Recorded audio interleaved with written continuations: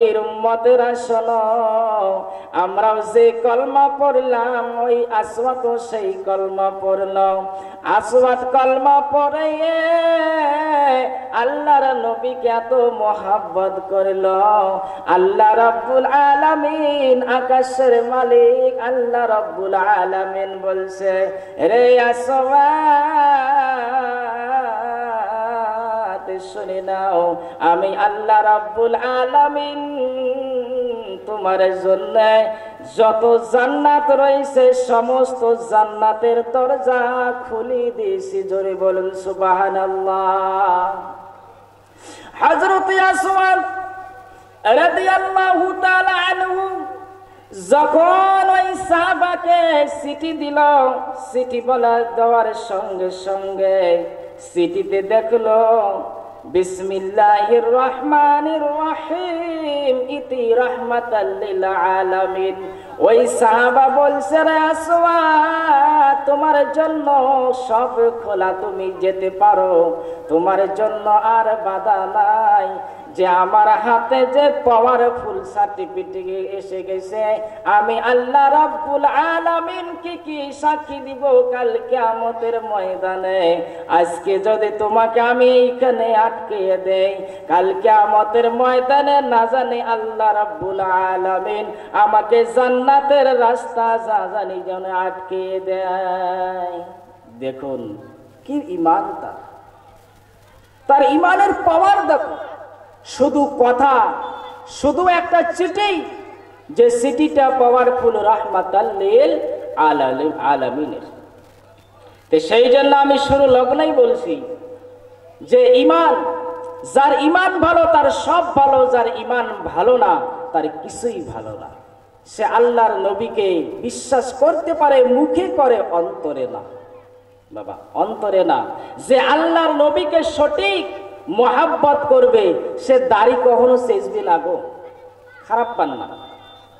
যে আল্লাহর নবীকে মোহাব্বত করবে, এই যুবক বিবেককে চিন্তা কর, বিবেককে প্রশ্ন কর যে এই যুবক, তোমরা যুবক, আমিও যুবক, তোমরাও যুবক, আমিও যুবক। আমি যুবক হয়ে 5 ওয়াক্ত নামাজ যদি পড়তে পারি, আমার সংসার রয়েছে, ঝামেলা রয়েছে, আমার মতো যুবক তোমরাও, তোমরা কেন পারবে না যুবক?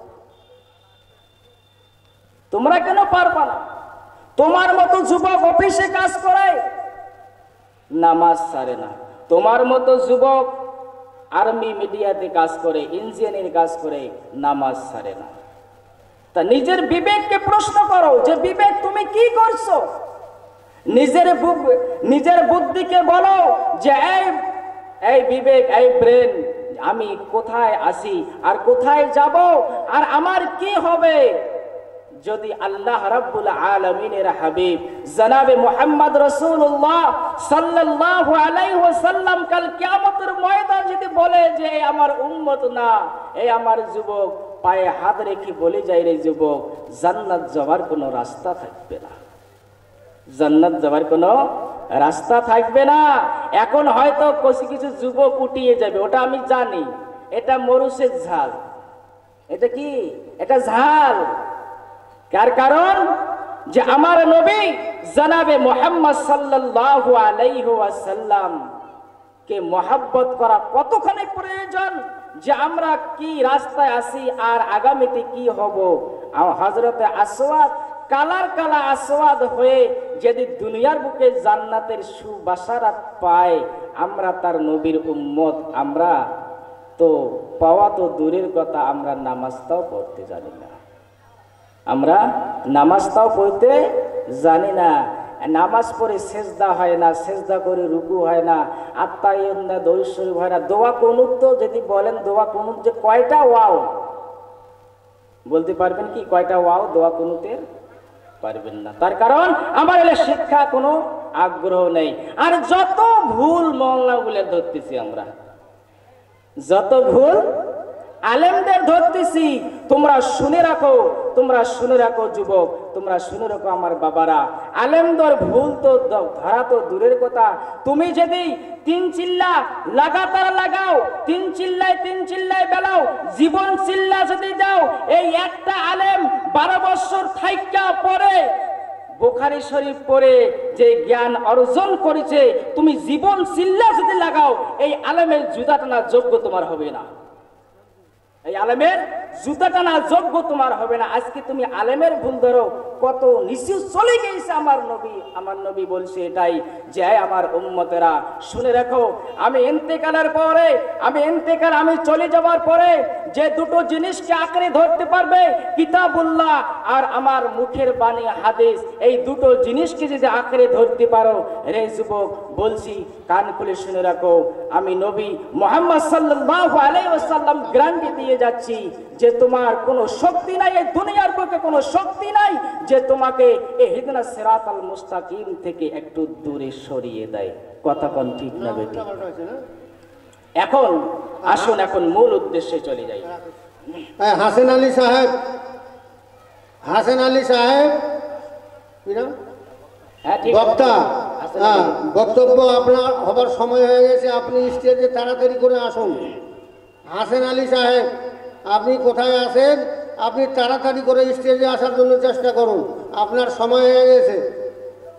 একদর পর আল্লাহুম্মা সাল্লি আলা সাইয়্যিদিনা মাওলানা মুহাম্মাদ ওয়া আলা আলি সাইয়্যিদিনা মাওলানা মুহাম্মাদ। খুব সংক্ষিপ্ত বলবো।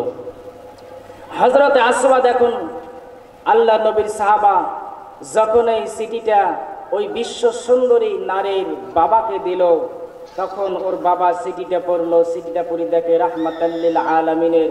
এখন চিন্তা করে দেখে এইদিকে রাহমাতাল লিল আলামিনের সিটি, আর যে কালা আল্লাহ নবী দিয়ে পাঠাইছে, এখন কি হবে? আল্লাহ নবীর কথা যদি না মানি তাহলে দুটো বিপদ, এই দুটো বিপদ। কথা কোন ঠিক নেবে? বিপদ কোন দিকে? এখন ওই বিশ্ব সুন্দরী তার বাড়ির উপরতলা থেকে সব দেখতেছে, উপরতলা থেকে সব দেখতেছে যে একজন যুবক আসলো, কালা যুবক যখন বাড়িতে ঢুকলো, তার মনটা খুব আনন্দে ঢুকলো, খুব হাসি, খুব সুন্দরভাবে বাড়িতে ঢুকলো।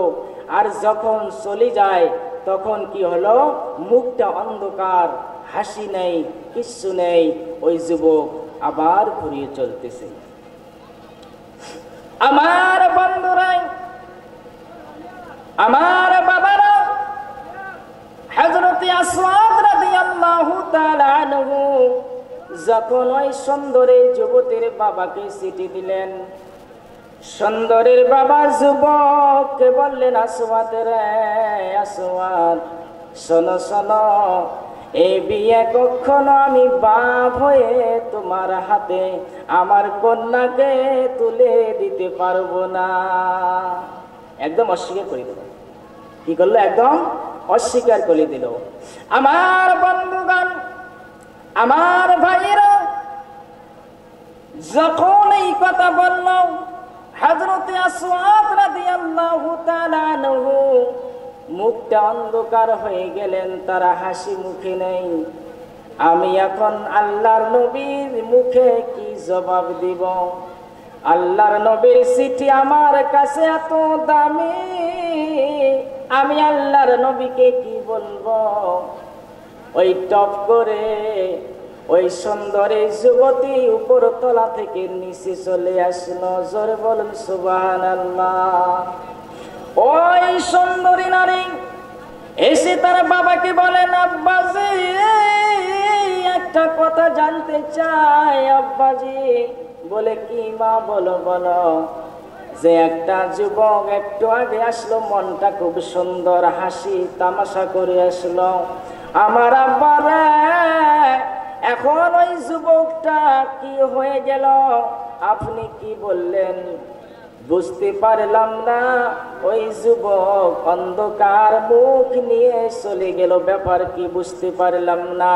ওই সুন্দরী যুবতীর বাপ বলেন, বেটি রে বেটি, শোনো শোনো, তোমার বিয়ের প্রস্তাব নিয়ে আসলে ওই কালা আসওয়াদ, ওই কালার কালা, বলো মা তুমি ওর সঙ্গে বিয়ে করতে কি রাজি আছো? তার বেটির একটা কি নিল, পরামর্শ নিল। বেটির কি নিল? পরামর্শ নিল যে মা তুমি কি তাকে বিয়ে করবা? এখন তার বেটি বলছে, বাবা কে পাঠিয়ে দিয়েছে? বলে মা রাহমাতাল লিল আলামিন। জোরে বলুন সুবহানাল্লাহ। দেখুন একটা মেয়ের লোকের ইমানের তাকত কত বড়। আমার মেন বলার উদ্দেশ্যই যে ইমান, ইমান যার ঠিক সব ঠিক, যার ইমান ঠিক নেই তার কিছুই ঠিক নেই।